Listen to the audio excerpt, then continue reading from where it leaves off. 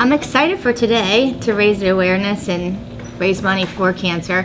However, I think, to be honest with you, Bruce, I'm a little nervous on the puck dropping. Like, I think it's going to be a little overwhelming at that point. When I talked to you in June, you said like this kind of changed your perspective on life. Do you believe that now? Oh, absolutely. Every minute counts, Bruce. I look at life totally different. Like I said to a couple other people, I look at things now, and like things that used to stress me out, or I took on too much of my plate, I'd say now I'm saying, is this important? Yeah. Because now I'm like, nope, I'd rather just go to the park and swim with my kids and do other things. So it makes you really value your life, and each moment counts. When I approached the NHL in July, I went there to talk to them about things we could do for Hockey Fights Cancer. So I was thinking of different like fundraisers, different things that could make it fun to raise money throughout the league. And we talked about different things about maybe having a panel of what caregivers go through, what patients go through, what different things people need. And it evolved into, Nicholle, do you want to be the Hockey Fights Cancer ambassador? And I'm like, oh, I was like, I don't mind taking on this role. I go, but what does it entail? And they're like, you're going to be able to speak about it. You're good at it, Nicholle. You can talk. And I'm like, okay. So I took it. I said yes right away. I mean, because it's something that I feel passionate about.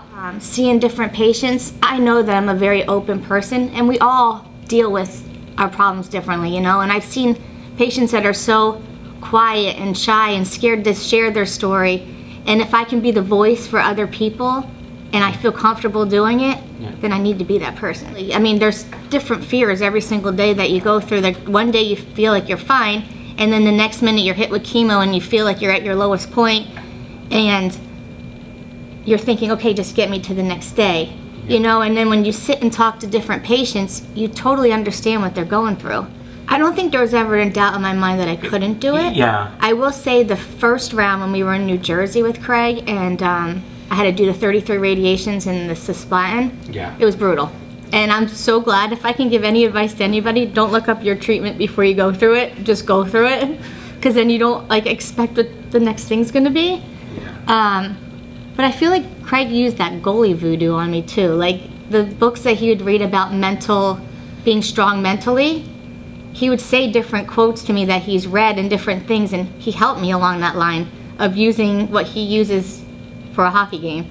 Is the battle as difficult mentally as it is physically? Absolutely, Bruce. I think they're both two separate things, but they're two hard things. Physically, like you're drained. There's some days you can't even get out of bed. It takes like all your energy to even walk to a bathroom one day, you know? But mentally, on the mental side, you know, you have to tell yourself every day, surround yourself around positivity, tell yourself you can do it. You can't go to that black side, because all day long you'll think, oh my goodness, is it gonna come back? Is it gonna be this? And you can't live your life like that.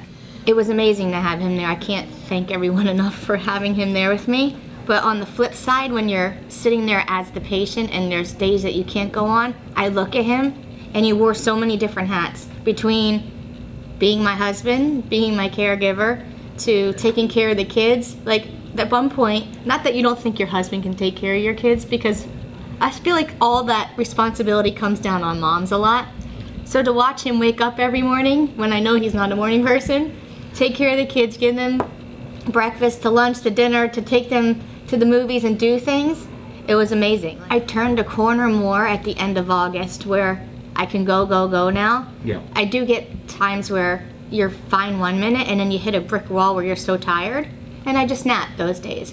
But the side effects from radiation with lack of saliva, phlegm, and stuff, it's just gonna be something I deal with every day now, and it's part of life. I can't think of it as a side effect. I just have to say, hey, it is what it is, and gonna get through it.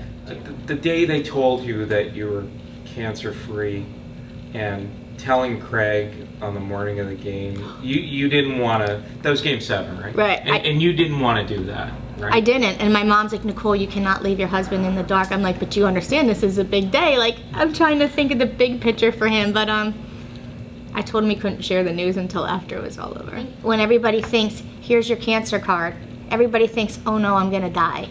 And just because you have cancer doesn't mean you're gonna die. You mentally gotta tell yourself, I'm gonna get through this. And I know all cancers are different, and I know there's some cancers that you don't have a chance. There is. I mean, I talked to so many different cancer patients, and they're telling me their diagnosis.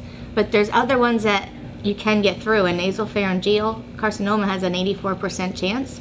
So it's you mentally telling yourself, I'm going to chemo every day, I'm doing the radiation, and I can get through this.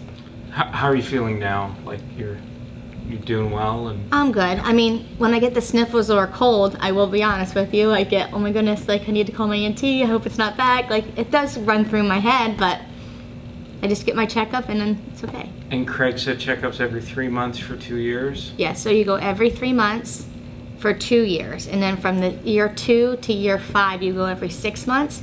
And they say you're cured after 5 years. So yes, they say I'm cancer free right now, but I don't know if that's the correct terminology I should use, but like, to me, I'm cancer free. You can do this, you can beat this. There's so many aspects to the whole cancer thing, Bruce, you can beat it, you can to helping patients, to putting money in research. There's so many things that you can do to help with cancer. So. Great, thank you. Thank you.